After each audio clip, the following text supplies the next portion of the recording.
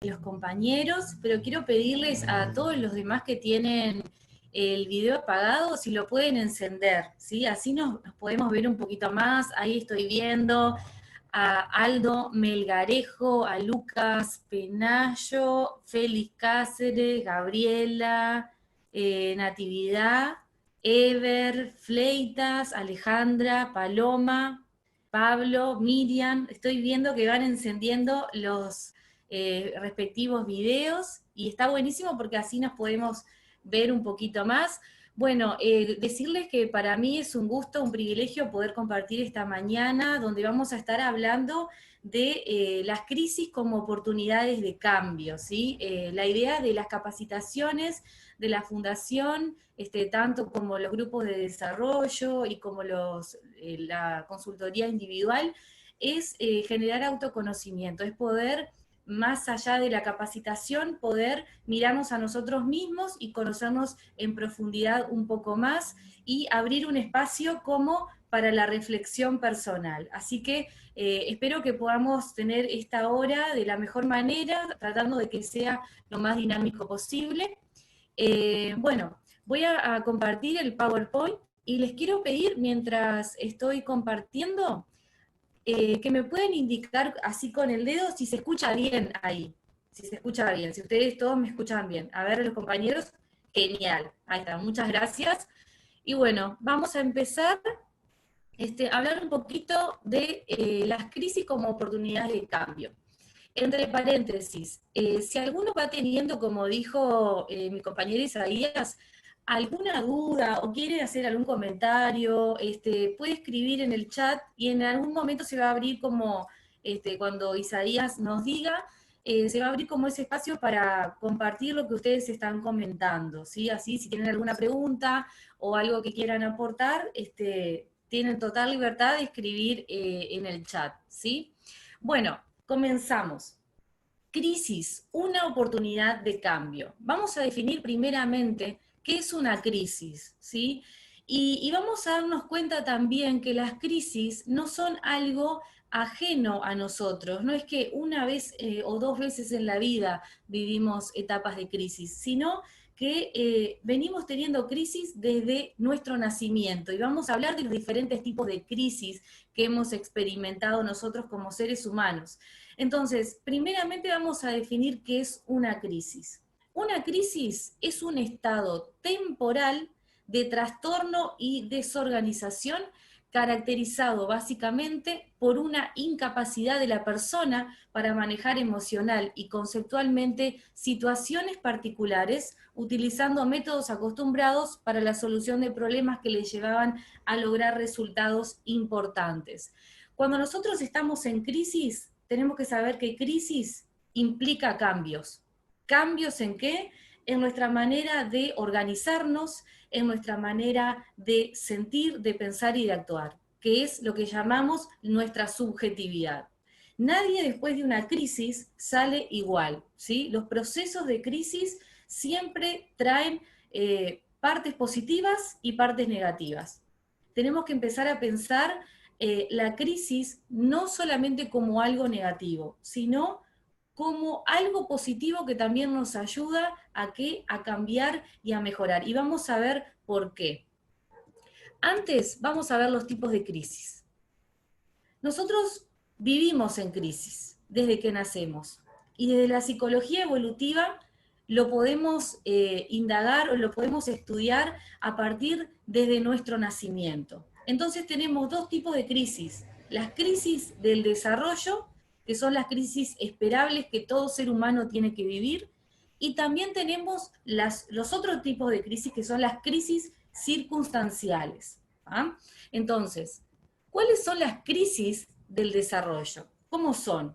Son predecibles. Sobrevienen cuando una persona va cumpliendo las etapas en su vida, desde la niñez a la vejez.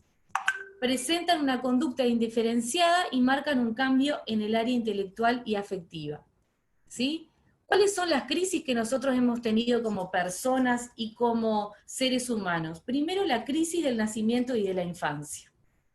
Crisis de la pubertad y la adolescencia. Ahí los que estoy viendo son todos adultos, así que quiero que puedan recordar, algunos no tienen que hacer tanto esfuerzo en recordar la etapa de la adolescencia, otros sí tienen que hacer un poquito más, porque ya están más centrados en años. Pero acordate todos los cambios que vos viviste cuando entraste en la pubertad y en la adolescencia. Después, cuando fuiste más adulto, digamos, cuando entraste en la etapa de la juventud, y algunos de los que nos están mirando seguramente ya pasaron los 40 y otros capaz que ya están en la crisis de la tercera edad. Entonces, nosotros ya estamos predispuestos a qué? A vivir y a soportar y a poder con las crisis. Las crisis implican cambios. Entonces, nuestro ser está preparado para los cambios, aunque a veces nosotros sentimos que no vamos a poder con los diferentes cambios que estamos experimentando. Y vuelvo a la etapa de la adolescencia, porque la etapa de la adolescencia siempre trae conflicto. Una persona o un adolescente que está pasando esa etapa y no tiene conflictos, hay que prestar atención, porque es algo muy raro. Y esto también para los padres que tienen hijos adolescentes. Si tu hijo está pasando circunstancias difíciles, que no se entiende, o vos estás teniendo algún conflicto, quiero decirte que es totalmente normal. Anormal sería que no pasara absolutamente nada. Cada crisis genera un movimiento interno que nos hace madurar y crecer desde una forma tanto emocional y en este caso con las crisis del desarrollo, desde una forma física, también mental y espiritual. Entonces, esas son las crisis del desarrollo. Ahora vamos a hablar de las crisis que no nos gusta vivir, ¿sí? De las crisis que aparecen en nuestra vida y son circunstanciales y tienen que ver más bien con los factores que nos rodean, ¿sí? ¿Cómo son estas crisis? Son inesperadas, son accidentales y como dijimos, marcan una alteración psíquica y de la conducta ante la pérdida o amenaza de pérdida de los aportes básicos, ya sea físicos, psicosociales y socioculturales que están relacionados. Entonces, ejemplo de crisis que podemos vivir en nuestra vida. Ejemplo, separación. Una ruptura de pareja es una crisis, ¿sí? Una pérdida de un ser querido, una enfermedad que viene a nuestra vida y que nosotros no esperábamos. Cambiarse de trabajo también genera una crisis dentro nuestro, una violación, un abuso sexual, estar en una etapa de desempleo, un fracaso económico. Esos son ejemplos de crisis, de adversidades. ¿Qué es una adversidad? Es algo que viene a nuestra vida y que nosotros no podíamos anticipar. Es decir, algo que viene, nos sorprende y que no nos genera placer, sino que al contrario nos genera angustia. Cada una de las crisis que nosotros podemos vivir implica pasar un tiempo de pérdida. Y quiero que reflexionemos un poco en este tiempo de pandemia que estamos viviendo, ¿sí? Y lo podemos asociar justamente con todo lo que tiene que ver con el duelo. ¿Por qué? Porque los duelos son pérdidas. Y nosotros en este tiempo hemos perdido muchas cosas, ¿sí? Hemos perdido la capacidad de relacionarnos como nos relacionábamos antes, porque ya no nos podemos pasar tanto la mano, no nos podemos saludar tan afectivamente con besos, ¿verdad? Además, cambió nuestra forma de manejarnos en el día a día, porque a todos lados tenemos que entrar con el tapaboca, cosa que antes jamás nos imaginábamos que íbamos a tener que entrar a un supermercado o a cualquier otro lugar así, lavarnos las manos, desinfectarnos. Y todo eso implica que yo perdí algo, perdí mi antigua forma de vivir, ¿para qué? Para entrar en un nuevo tiempo o empezar a generar cambios para poder estar, digamos, prevenido, que es lo que nos está pasando ahora.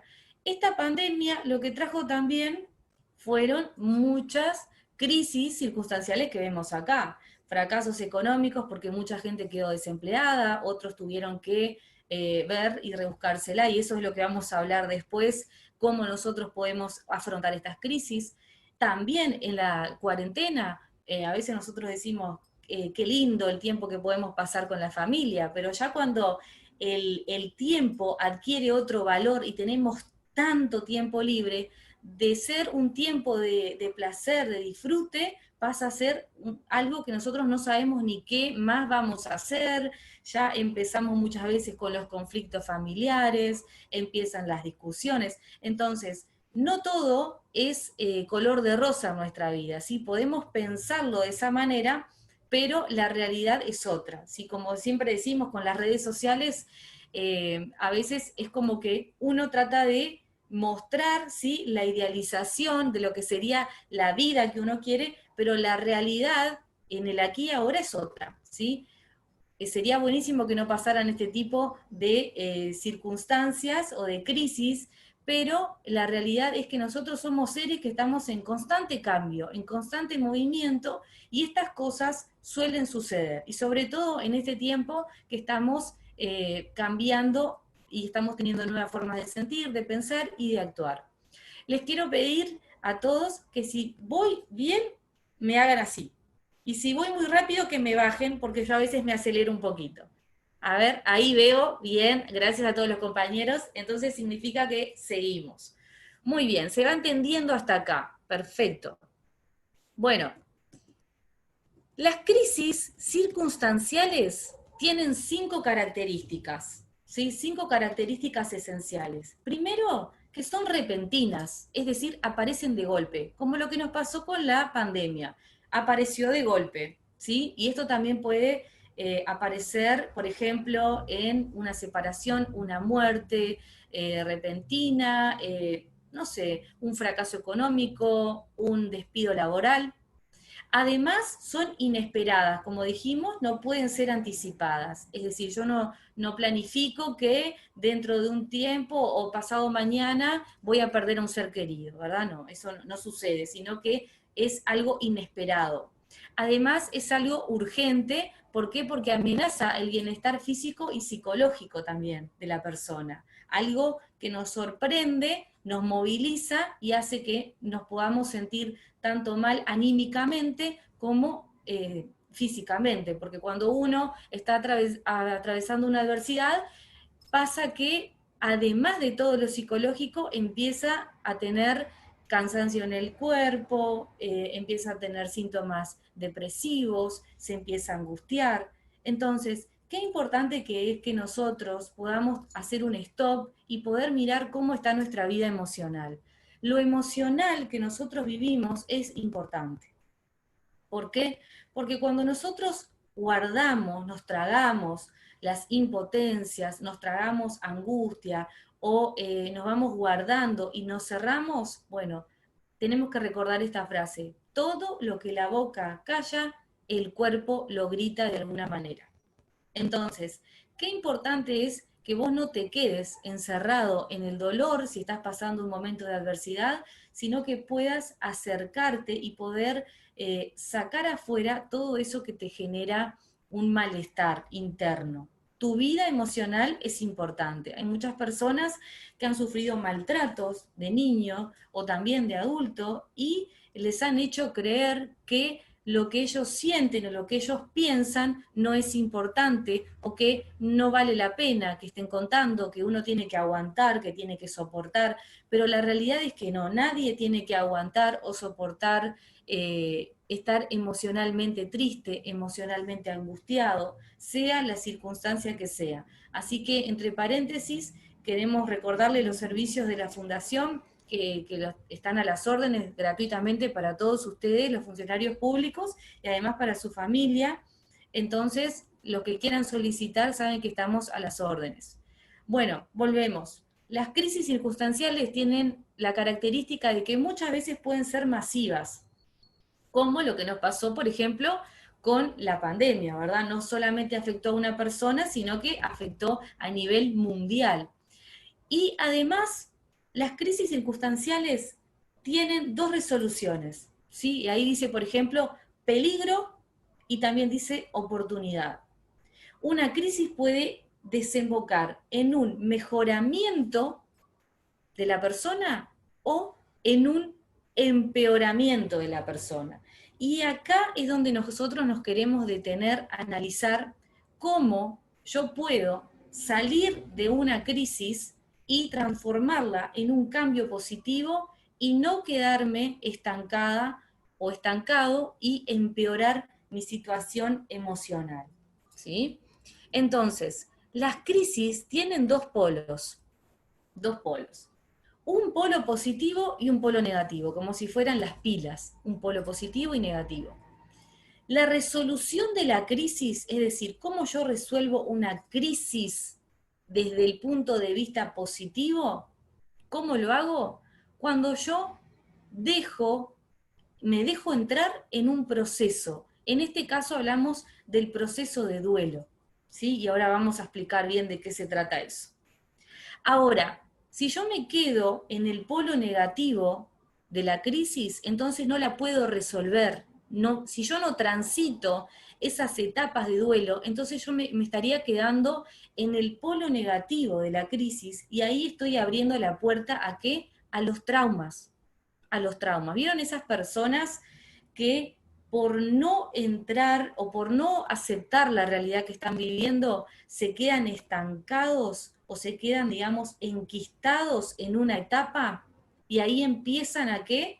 A abrir, digamos, un portal al trauma. Entonces son personas que se quedan estancadas y que no pueden avanzar. Y ustedes van a conocer seguramente gente que, por ejemplo, en una muerte, en un fallecimiento, que pasó hace 10 años, como lamentablemente las personas, o este ejemplo, ¿no? No pudo transitar las etapas de duelo, se queda y te habla de la muerte de un ser querido como si hubiese pasado hace 20 minutos. Seguramente ustedes conocen. O lo mismo en una separación o en una ruptura de pareja. Podemos tener amigas, amigos que te dicen, bueno, te hablan de una relación como si hubiese pasado la ruptura hace meses y esto pasó hace 10 años, ¿verdad? ¿Por qué? ¿Qué pasó acá? La persona, si no se da la oportunidad de transitar ese duelo en las diferentes etapas, entonces no puede avanzar, ¿sí? Y vamos a hablar un poco de las diferentes etapas que nosotros vivimos en la crisis o en el duelo cuando nosotros estamos perdiendo algo. A nadie le gusta perder, a nadie le gusta, los cambios no nos gustan, no nos gusta salir de nuestra zona de confort. ¿Por qué? Porque lo desconocido al ser humano le genera miedo, le genera temor. Entonces, nosotros tenemos que aceptar que las crisis o los cambios son necesarios muchas veces, ¿sí? Son necesarios y tenemos que aprender a transitarlos, ¿sí? Entonces, dijimos que para resolver las crisis hay que pasar sí o sí por estas etapas. Si yo no paso por estas etapas que voy a explicar ahora, entonces no puedo avanzar y me quedaría en el polo negativo, me quedaría en mi zona cómoda, en mi zona de tristeza, de angustia, de aguantar, de soportar, y no estaría avanzando. Entonces, ¿cuáles son las etapas del duelo? Bueno, las etapas del duelo son cinco. Cinco. Y quiero que vos pienses en este momento en alguna crisis, ¿sí? Circunstancial, como los ejemplos que nombramos anteriormente, ya sea separación, muerte, pérdida de trabajo, fracaso económico. Quiero que pienses un poquito cuál fue tu primer reacción. La primera reacción es la negación, ¿sí? Como nos pasó también en la pandemia. Dijimos, no, esto no está pasando. Esto es algo de otros países, esto es algo que está sucediendo en la otra parte del mundo, pero que acá nunca va a llegar, ¿sí? Eso es lo que pensábamos todos, la negación ante la crisis. Después vino un momento de ira, viene un momento de ira o de enojo. Y esto pasa también, por ejemplo, cuando fallece alguien. Decimos, primero no lo podemos creer, no lo podemos creer, y después viene el enojo, ¿sí? El enojo y muchas veces el enojo con nosotros mismos. Lo mismo en las separaciones, decimos, no puede ser, no puede ser que me pase esto y me enojo conmigo misma, me enojo con la persona de la cual me estoy separando, o también me enojo con la idea de muerte cuando fallece alguien, y nos enojamos muchas veces con Dios, nos enojamos con las personas que tenemos a nuestro alrededor y decimos, ¿por qué me pasa esto? Yo no me merezco esto, ¿sí? Y empieza muchas veces la etapa de culpa, ¿no? Y empezamos a pensar, si yo hubiese hecho tal cosa, entonces esto no me estaría pasando. Si yo hubiese estado ese día con mi familiar que falleció y le hubiese dicho que viniera a casa, no hubiese tenido ese accidente. Entonces empieza esa etapa de la culpa. Luego aparece la etapa de la negociación, ¿sí? ¿Qué es la negociación? Es, bueno, estoy negociando en mi mente con la situación vivida. Entonces digo, por ejemplo, bueno, mi familiar falleció, pero en realidad yo no voy a pensar en eso, sino que voy a pensar como que se fue de viaje y que en algún momento queda esa oportunidad de que vuelva y que esté con nosotros otra vez, cosa que no pasa. O lo mismo en una separación, bueno, ahora es así, pero seguramente va a venir dentro de un tiempo, y a veces pasa y a veces no pasa. Entonces, vamos pasando las diferentes etapas. Luego de la negociación, entramos en la etapa que se llama la etapa de la depresión, que no significa que nosotros entramos en un trastorno depresivo mayor, sino que lo que significa es que acá empiezo a sentir síntomas como de tristeza, de angustia, y acá es cuando me doy cuenta y caigo en la realidad que algo no está funcionando realmente como yo esperaba y estoy entrando en mi realidad, ¿sí? Luego de que paso ese tiempo de tristeza, la curva sube y es la aceptación. La aceptación. Acá yo acepto que nada va a ser como antes y voy a ver qué hago con esta nueva realidad que estoy viviendo. Ustedes pueden preguntar cómo una persona puede pasar todas las diferentes etapas de una manera lineal, pero la verdad es que en los duelos, en las pérdidas, nosotros no hacemos esto así en cada etapa. Hay días que uno puede vivir en un estado de aceptación, ¿sí? Bueno, hoy me siento bien, hoy ya no me siento tan triste, salgo adelante, hago todo lo que tengo que hacer, y después cuando viene a la casa y en un momento que se queda sola, empieza la etapa de la depresión o de la angustia, ¿sí? Entonces, todas estas etapas se pueden dar. En el mismo día la persona puede experimentar todo esto. No es algo lineal, esto es algo que se va generando o se va desarrollando con el tiempo. ¿Sí? ¿Se entiende hasta acá? ¿Se van entendiendo las diferentes etapas? A ver, le pido manito arriba a todos. Perfecto, muy bien. Bueno, ¿cuáles son las dos opciones en las crisis? O nos quedamos estancados en la adversidad, en posición de víctima, de que, bueno, esto es lo que me pasa, estoy sufriendo, estoy mal, o me enfoco en ser resiliente. Resiliencia, una palabra que se usa mucho ahora, pero que no todos tienen por qué conocerla, y la vamos a desarrollar en unos minutos. Nos enfocamos en quedarnos estancados en la adversidad, es decir, en nuestra zona de confort, en una posición de víctima, donde yo dependo de las circunstancias para sentirme bien, o me enfoco en ser resiliente. Es decir, tomo una posición de protagonismo de mi propia vida. Y ahora vamos a ver cómo se hace. ¿Qué es la resiliencia?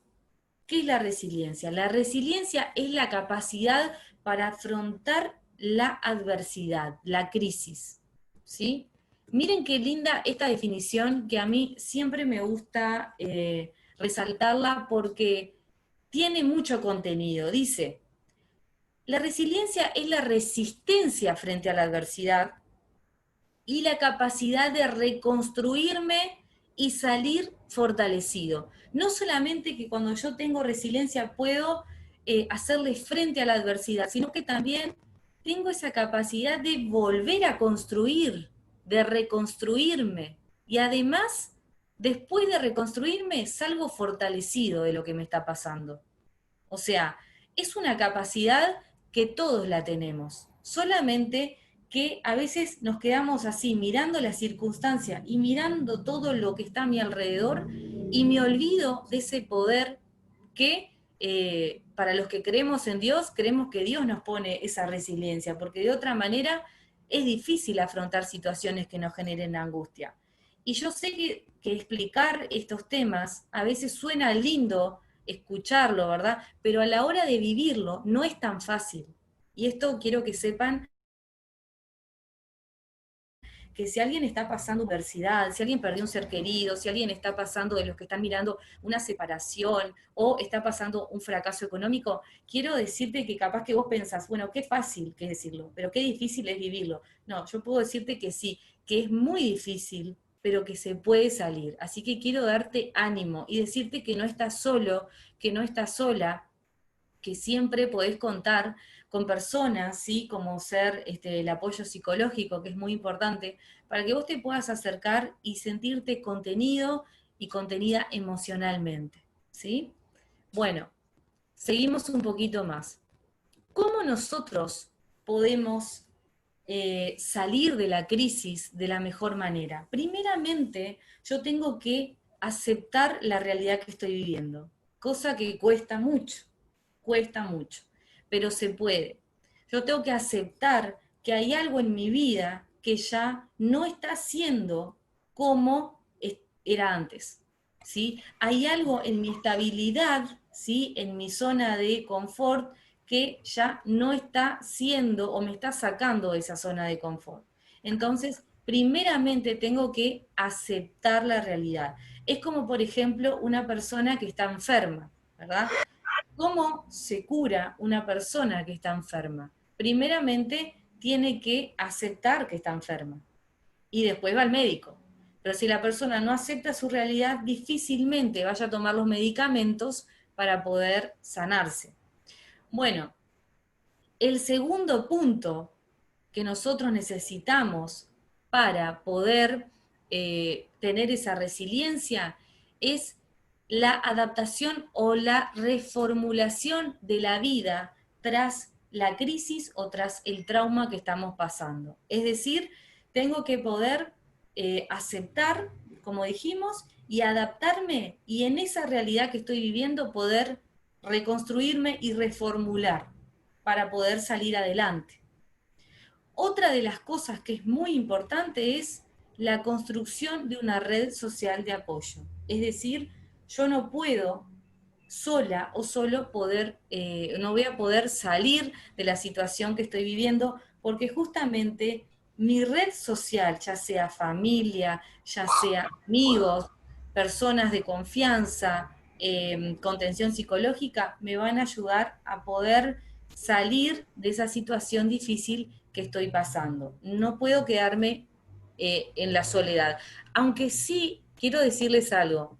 A veces hay momentos, ahí se me fue, hay momentos en que uno todavía no está preparado o no está preparada para empezar a compartir con la red social el momento que está viviendo. Y esto es totalmente entendible. Porque a veces pasa esto, que uno está viviendo un duelo y los que están a nuestro alrededor quieren vernos bien, ¿sí? Quieren vernos bien, quieren saber que estamos contenidos, quieren saber que no estamos tristes. Entonces, ¿qué empiezan a hacer? Empiezan a llamarnos, empiezan a preguntarnos, quieren saber las cosas. Y uno a veces no se siente preparado para hablar, no tiene ganas de hablar. Ejemplo, en el fallecimiento de un ser querido. Ustedes viven una etapa de duelo, la persona vive una etapa de duelo, y viene, de repente se sienten a las semanas un poquito mejor, ¿sí? ¿No? Se sienten un poco mejor. Y viene una persona y los llama, y viene otra persona y los quiere visitar, y todo el tiempo sacan esa temática. Entonces a veces la persona también decide aislarse un poco y no acercarse a los demás porque sabe que le van a tocar el tema. Y cada vez que le tocan el tema de estar un poquito bien, pasa a quebrarse, pasa a llorar, pasa a estar triste, entonces dice, mejor por un tiempo no hablo, por un tiempo estoy así, hasta que la persona decida ¿sí? Acercarse a su red social. Seguramente alguno de los que está mirando puede ser que esté pasando alguna situación así. Bueno, yo quiero decirte que no te preocupes por lo que van a pensar los demás, porque primeramente está nuestra salud mental. ¿Sí? Está nuestros tiempos, no son los tiempos de los demás. Y mucha gente se enoja y dice, bueno, pero ¿por qué no me hablas tanto ahora? O ¿por qué no se deja ayudar? Y no es que la persona no se deje ayudar, sino que la persona está viviendo un proceso de duelo y le corresponde y tiene derecho de si no quiere hablar, que no hable, ¿sí? Hasta que se sienta preparado o preparada para poder afrontar y contar la situación que está viviendo. Bueno, otro de los puntos que nos ayuda a ser personas resilientes es buscar y encontrar el sentido o el propósito o misión que uno tiene en la vida. Y eso depende de cada uno, eso depende de cada uno. Cada uno de nosotros viene a esta vida con una misión. Nos corresponde encontrarla. No solamente la vida se trata de trabajar, de salir, de comer, sino que siempre hay algo más, ¿sí? Cada uno de ustedes tiene dones, tiene talentos, tiene cosas que otra persona no los tiene, cada uno es único, entonces depende de nosotros mismos descubrir esos talentos y esos dones y nuestro propósito o misión en esta vida. Bueno, como dijimos, aceptar la adversidad, perseverar a través de ella, son claves para poder avanzar. Y ahí les quiero pedir a todos, ¿sí? Que puedan mirar la imagen un minuto. ¿Vieron? ¿Vieron las perlas? Bueno, las perlas son un ejemplo claro de resiliencia. ¿Por qué? Porque esa perla, en realidad, tuvo que entrar a la ostra, ¿sí? ¿Y saben qué son las perlas? Capaz que muchos saben y algunos no. Las perlas son una formación que se da cuando entra un cuerpo extraño a la ostra. Por ejemplo, un granito de arena. La ostra está cerrada, entra un granito de arena. A la ostra le genera un malestar, un dolor, y empieza a defenderse ahí adentro, sacando diferentes tipos de sustancias, calcio, eh, otro tipo de sustancias que se van haciendo, hasta que con el tiempo se forman esas hermosas perlas que ven ahí que se usan para los collares. Entonces, para que se forme esa perla, tuvo que haber un proceso de dolor dentro de la ostra. Si no había ese proceso de dolor, la ostra no se podía defender y nunca iba a sacar esa sustancia para formar esas preciosas perlas. Y así pasa con nosotros. Si nosotros no pasamos por diferentes crisis, a veces no nos damos cuenta de las cosas buenas que pueden surgir, ¿sí? Las cosas positivas que pueden surgir en medio del dolor. Los procesos son necesarios para sacar nuestras mejores perlas. Entonces, la adversidad no es tan mala como parece, las crisis no son tan malas como parecen. ¿Por qué? Porque crea una capacidad de recuperación. Quiero que te acuerdes en este momento de alguna adversidad que vino y que te sacudió la vida como nunca antes, algo que vos no esperabas. Bueno, si vos estás ahí mirando esta capacitación, es porque superaste esa crisis, es porque pudiste sobrevivir. Entonces, esa adversidad creó en vos una capacidad de recuperación. Y muchas veces decimos, no, yo si salgo de esta, entonces, no puedo creer que yo pasé por esto y estoy acá. Entonces, esa resiliencia hace que vos tengas una capacidad de recuperarte más rápido ante situaciones difíciles. La adversidad desarrolla madurez. Nadie sale igual después de una crisis. Todos pasamos, si lo hacemos bien, como dijimos, si pasamos esas diferentes etapas de duelo, entonces ahí es cuando yo puedo decir, bueno, ahora no soy la misma, no soy el mismo y puedo afrontar esto con otra madurez.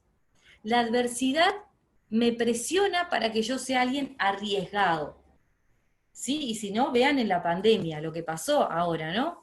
¿Cuánta gente tuvo que arriesgarse a qué? a tener nuevos emprendimientos. Seguramente tienen vecinos o conocidos que empezaron un emprendimiento gastronómico. Como se quedaron sin trabajo, dijeron, bueno, ¿qué puedo hacer? Hago pizza, hago empanadas, salgo a vender. Y vendieron y ahora están creciendo y se están dedicando a esto. Entonces, si no hubiese venido de repente este tiempo de crisis, nadie se hubiese puesto a cocinar, a vender, a hacer cosas nuevas, ¿verdad? Bueno, la adversidad me ayuda a descubrir grandes oportunidades. Puedo ver cosas que antes no veía. La adversidad me fortalece, la crisis me fortalece. ¿Por qué? Porque, como dijimos, saca esa capacidad de levantarme, esa capacidad de resiliencia y no quedarme estancada en el dolor.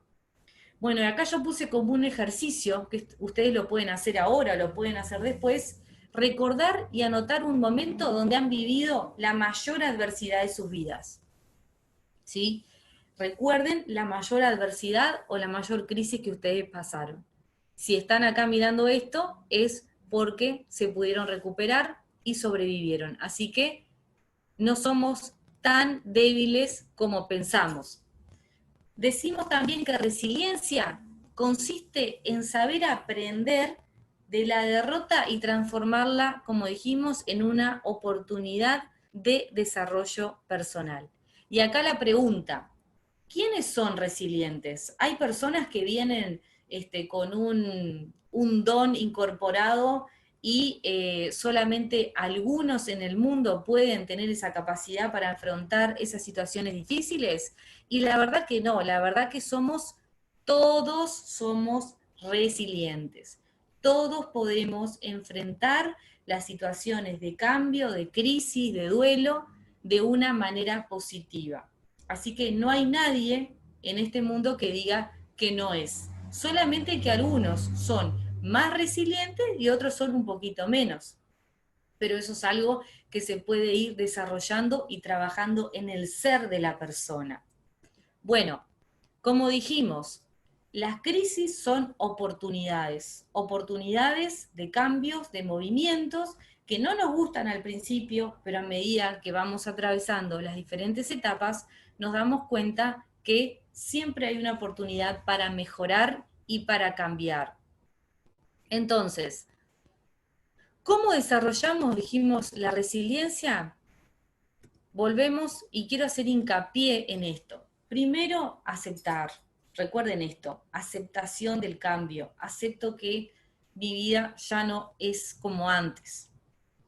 Otra de las cosas, tener un aprendizaje continuo, es decir, saber que yo puedo equivocarme, porque hay gente que no se permite la equivocación, y eso habla de orgullo.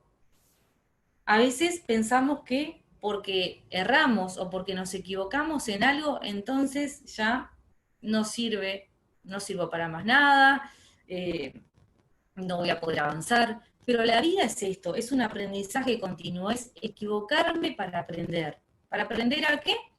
Y bueno, a que la próxima vez va a ser de una forma diferente como voy a afrontar la situación. Pero no tengo que quedarme con el sentimiento de culpa, porque la culpa lo único que hace es cargarme. Y ahí empiezan las migrañas, ahí empiezan los dolores de espalda, las contracturas, los dolores en el pecho, la ansiedad, la depresión, por cosas que no puedo perdonar o que no puedo perdonarme. Entonces, tanto ser tolerante con el otro y también conmigo mismo. Autonomía y autoconfianza. Cuando yo sé quién soy, tengo identidad y tengo una buena autoestima, entonces puedo decir, esto lo voy a poder afrontar. ¿Por qué? Porque confío no solamente en mis capacidades, sino también cuando tengo fe, pongo mi confianza en Dios, ¿sí? Para los que creen y tienen que saber que el mundo espiritual y nuestra vida espiritual es importante para estar en armonía. Además, tengo que poder ser flexible. Si yo no soy una persona flexible, me va a costar mucho más afrontar los cambios y las crisis. Bueno, las redes personales y laborales son muy importantes. Tu compañero de trabajo es importante, ¿sí? Es importante, ¿por qué? Porque comparten muchas horas de trabajo. comparten muchas horas de trabajo juntos. Entonces, qué bueno es que cuando vos te relacionás con tus compañeros, lo hagas de la mejor manera posible, ¿sí? Siempre teniendo empatía. Que seas una persona que cuando llega a la oficina digan todos, qué bueno que vino esta persona, ¿verdad? Qué bueno que viniste.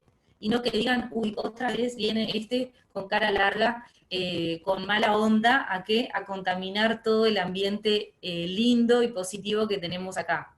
Entonces, tu red personal y laboral es muy importante. Y acá yo puse, ser feliz a pesar de la circunstancia, a pesar del momento de oscuridad que pueda estar atravesando, tener esa capacidad de poder afrontar esa situación que me genera angustia. Bueno, miren esta frase. Esperar que la vida te trate bien porque eres una buena persona es como esperar que un tigre no te ataque porque eres vegetariano. ¿Sí? Es decir, bueno, si yo soy buena persona, ¿por qué me pasa esto? Bueno, decir eso es como decir, bueno, ¿por qué este tigre, cuando me ve, me quiere atacar si yo soy vegetariano y no como carne? No tiene nada que ver. El tigre te va a atacar igual. Y la vida muchas veces nos presenta circunstancias difíciles, aunque seas buena persona, aunque pienses que haces todo bien, en realidad son cosas que tenemos que atravesar para poder crecer. Así que quiero animarte a que no te quedes estancado en tu dolor, sino que para que tampoco te estés preguntando por qué me pasa esto a mí, sino para qué me pasa esto a mí. ¿Qué puedo hacer con esto que estoy pasando? ¿Qué puedo modificar? ¿Qué me está queriendo mostrar la vida? Y si ustedes se dan cuenta y empiezan a reflexionar, la vida les presenta muchas veces las mismas circunstancias una y otra vez. ¿Sí? Decimos, pero yo ya pasé por esto, no quiero pasar otra vez de nuevo. Y bueno, esto te va a pasar hasta que vos aprendas a resolver el examen que te está presentando la vida. Y entonces esto va una y otra vez, hasta que se pueda salir del examen con la mejor nota posible. ¿Sí? Eso es vivir con resiliencia. Voy a tomar un traguito de agua, así que les pido un segundo. Muy bien. Vivir con resiliencia. Poder avanzar con esa capacidad de afrontar, de ser protagonista de mi propia vida y no quedarme estancado en la posición de víctima.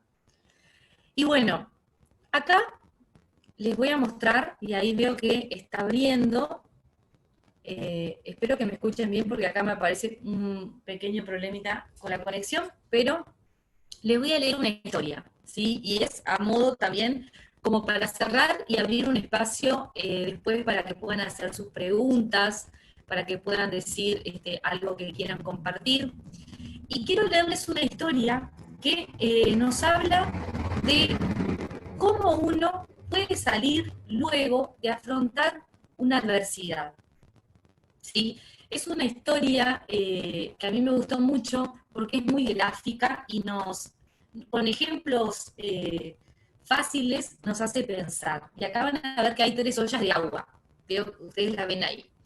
Entonces, yo lo que voy a hacer es, voy a abrir en este momento la historia para poder compartirla con ustedes.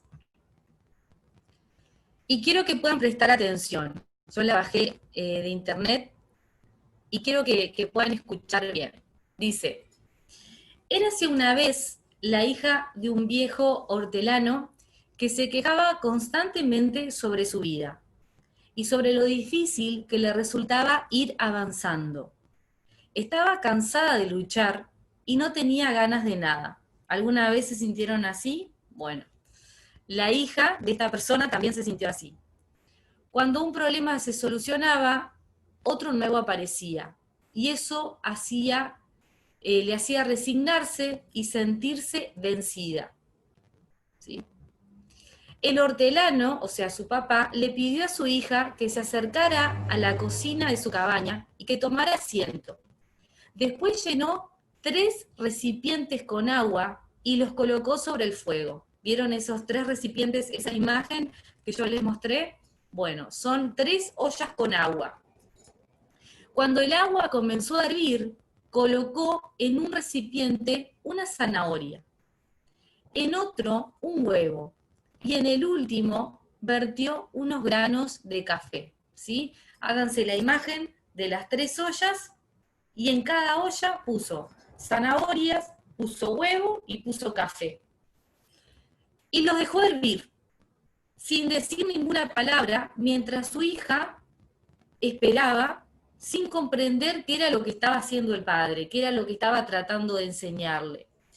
A los 20 minutos, el padre apagó el fuego, sacó la zanahoria y la colocó en un tazón, sacó los huevos y los colocó en otro plato y finalmente coló el café. Es decir, después que hirvieron esos 3 elementos, zanahoria, huevo y café, los saca del agua.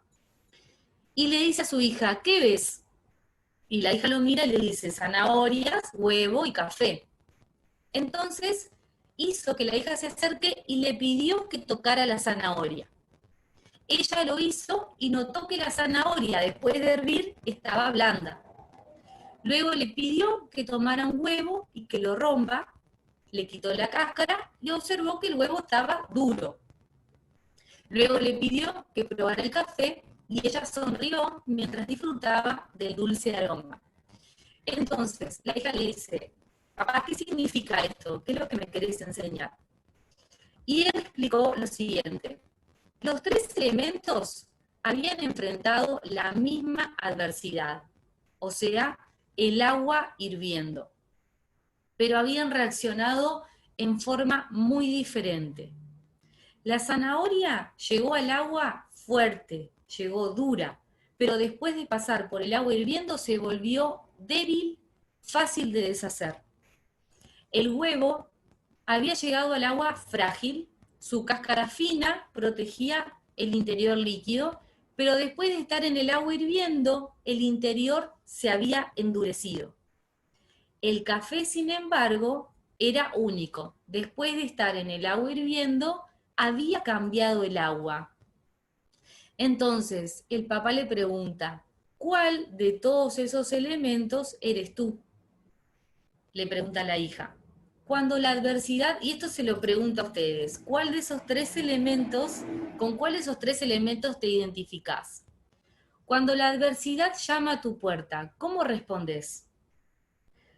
¿Sos como una zanahoria que parece fuerte, pero cuando viene la adversidad y el dolor, te volvés débil y perdés toda tu fortaleza? ¿O sos como el huevo que comienza con un corazón maleable, tenías un espíritu fluido, pero después de una muerte, de una separación, de un despido, te volviste dura y te volviste rígida, o duro y rígido? Por fuera sos igual, pero por dentro te transformaste en esa persona dura y fría. ¿O sos como el café? ¿Cómo es el café? El café cambia el agua, el elemento que le causa dolor. Cuando el agua llega al punto de ebullición, el café alcanza su mejor sabor.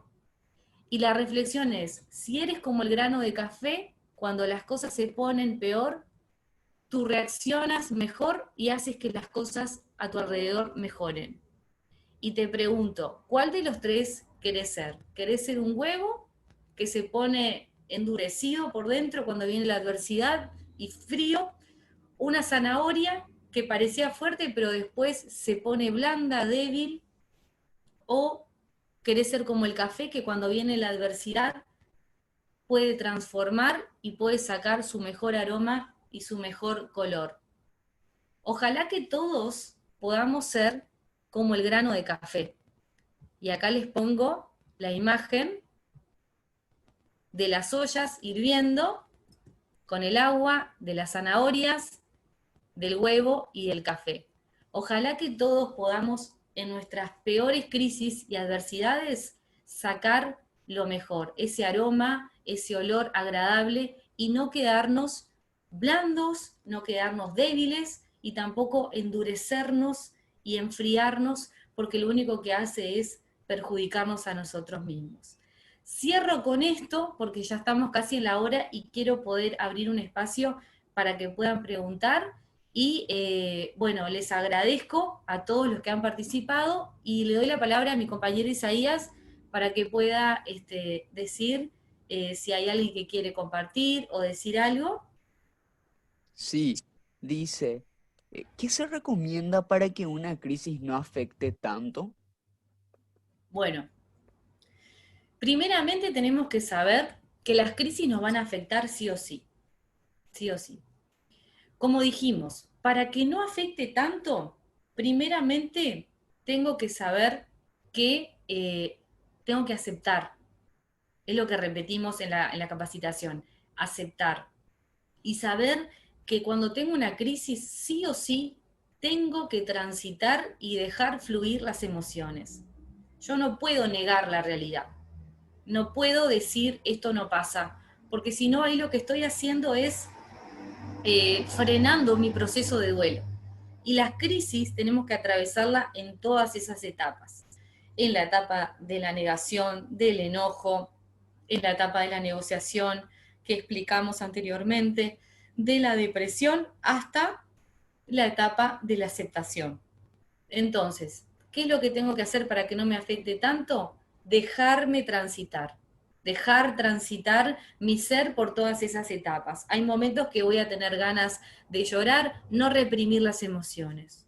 Darme también mi espacio y mi tiempo. Si yo no tengo ganas de hablar de lo que me está pasando, ya sea fallecimientos, separaciones, pérdida de trabajo, fracaso económico, si yo no tengo ganas o no me siento preparado, no expresar o decir por agradar a los demás o porque no se enojen conmigo. Decir simplemente, no voy a tocar este tema, no voy a hablar hasta que me sienta preparado, preparada. Y atravesar ese duelo como uno puede. A veces se siente mejor estando solo y a veces necesito la compañía de los demás. Pero sí darte ese tiempo y tener ese derecho como persona, como individuo, de transitar lo mejor posible según tus tiempos, tus momentos y tus decisiones. Eso significa ser protagonista y no quedarme en una posición de víctima. No sé si respondí ahí a la pregunta y si tenemos alguna otra. Sí, solamente tenemos esa pregunta, Viviana. Buenísimo, perfecto. Entonces, bueno, Ah, sí, hay acá otra pregunta. a ver. ¿Cuándo acudimos a un profesional?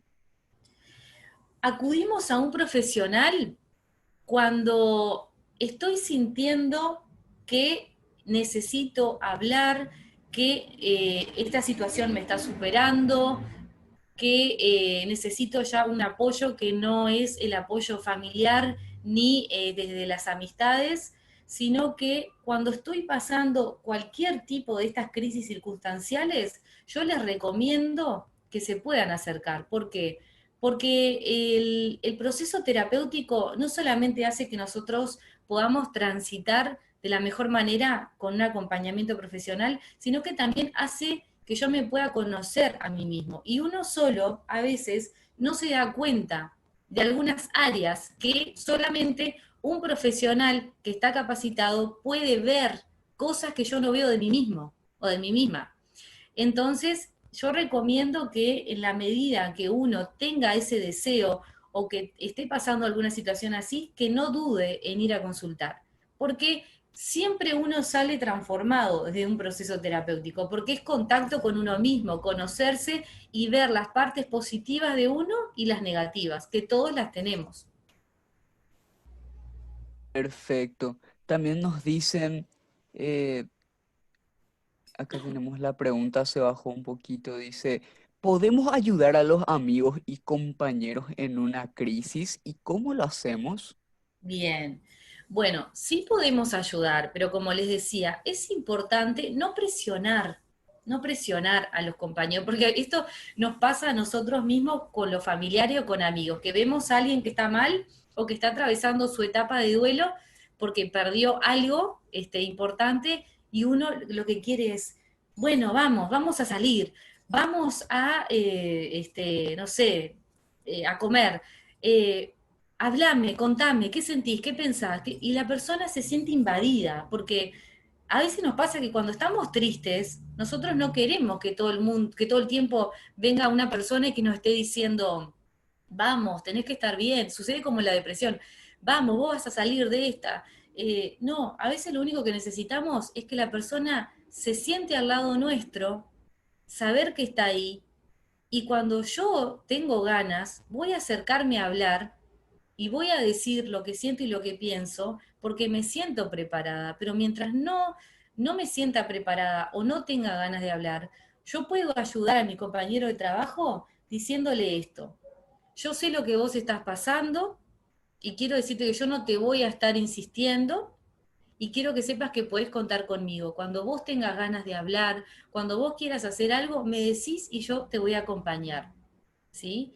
Y también a la hora de que la persona que está viviendo una crisis venga a contarnos, nosotros no tenemos que interrumpir a la persona, tenemos que dejar que hable. Y otra de las cosas para ayudar es no juzgar, porque muchas veces, la gente no quiere contar porque tiene miedo a sentirse juzgado, ¿sí? Entonces, si un compañero está pasando un proceso difícil por algo que le está pasando, nosotros no tenemos que decir, esto sí está bien, esto sí está mal, a mí me parece que esto, a mí me parece que lo otro, no.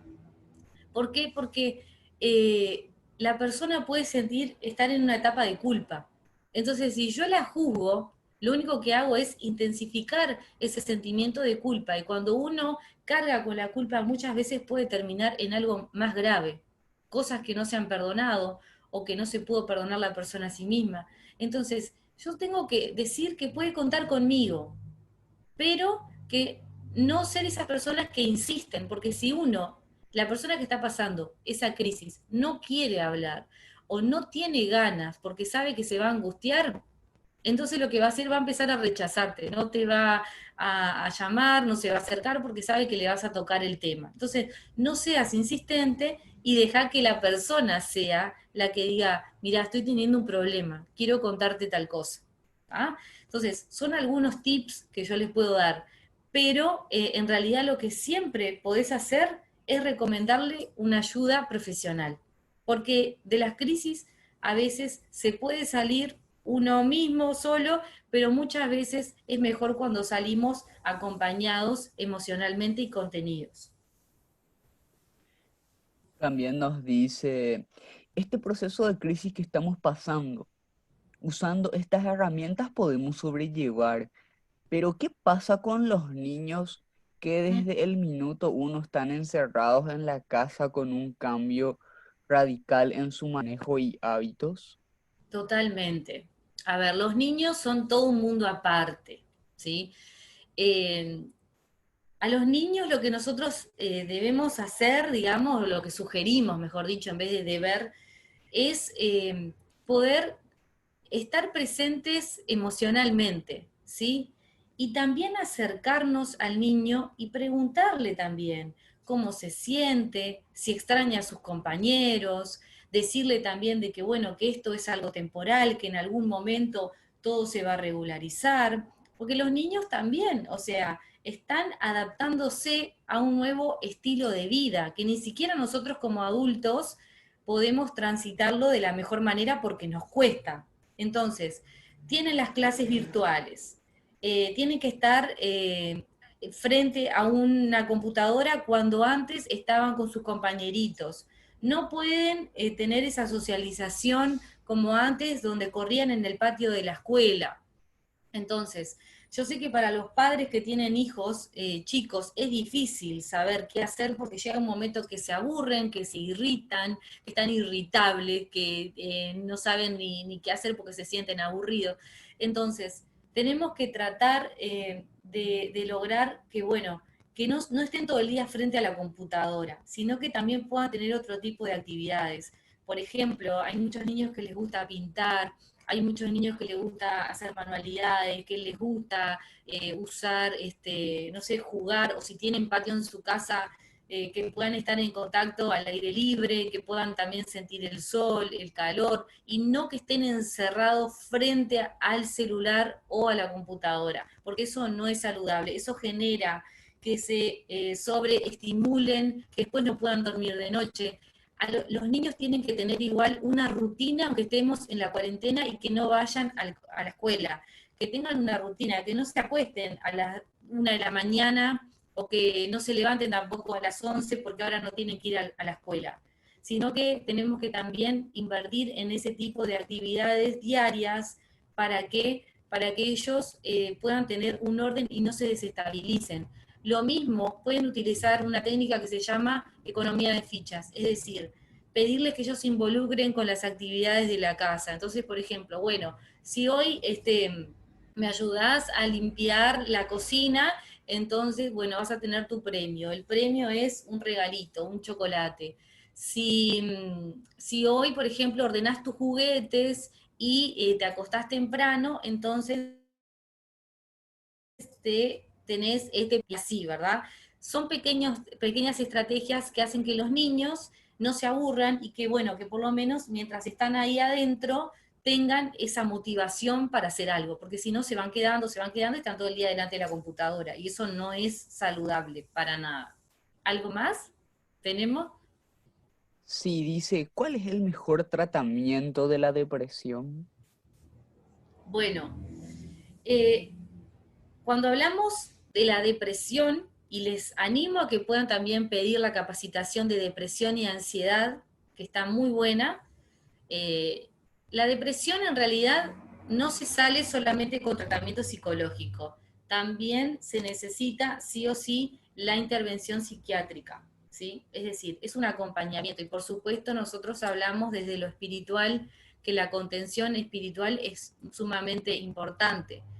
El mejor tratamiento, en realidad, lo que decimos es, dentro del tratamiento psicológico, nos vamos adaptando al paciente y a las diferentes técnicas que se pueden ir aplicando, ¿sí? Entonces, eso depende de cada persona. No a todos los pacientes se les aplican las mismas técnicas, no todos reaccionan de la misma manera. Cada persona es un mundo y cada persona lo transita de una forma diferente, pero lo recomendable es que sí acudan a un profesional, ¿sí? Yo no puedo decir, el mejor tratamiento del mundo para la depresión es la terapia cognitiva conductual o es la terapia gestáltica, no, porque lo que es bueno para uno, de repente para el otro no le hace tanto efecto, pero sí que vayan a la consulta psicológica y ahí el profesional va a ir viendo cuáles son las técnicas que se pueden aplicar en concordancia con el tipo de paciente que está teniendo. ¿Sí? Y bueno, hasta ahí están las preguntas. No sé si quieres decir algo más para concluir. Sí, quiero agradecerles a todos los compañeros por la participación, decirle que para mí siempre es un gusto poder compartir este tipo de capacitaciones y que, como digo siempre, ojalá nos podamos volver a ver en una próxima capacitación o grupo de desarrollo y que estamos a las órdenes desde la Fundación. Así que muchas gracias a todos.